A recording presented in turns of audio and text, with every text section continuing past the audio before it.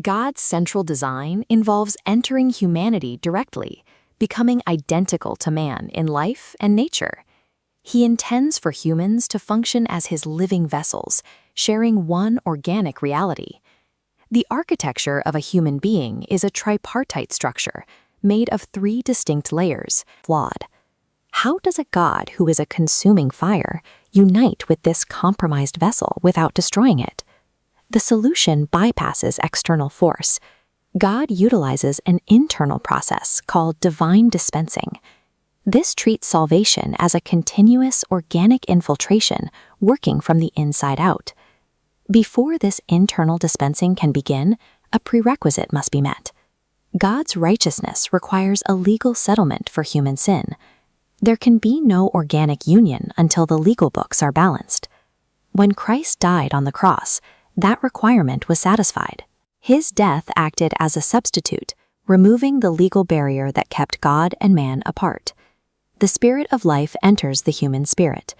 This entry is marked by righteousness, symbolized by the sapphire blue foundation of God's authority. This establishes a secure beachhead. The Spirit is now life because of righteousness.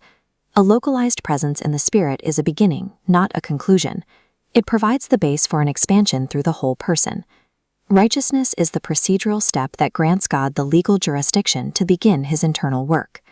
The divine life breaks out of the Spirit, saturating the soul, the mind, emotion, and will. This spread is holiness, represented by the color red. It is the sanctifying fire of God, metabolically replacing human nature in an active transformation. This phase requires cooperation. For the saturation to progress, the mind must be set on the Spirit. When the will yields, life flows. Life eventually overflows the boundaries of the soul, flooding the outermost physical layer, the body. This is glory, represented by glowing yellow amber. The inward nature finally becomes visible.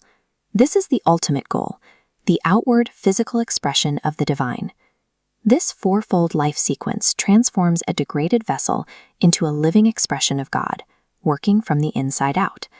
This dispensing reaches beyond the individual.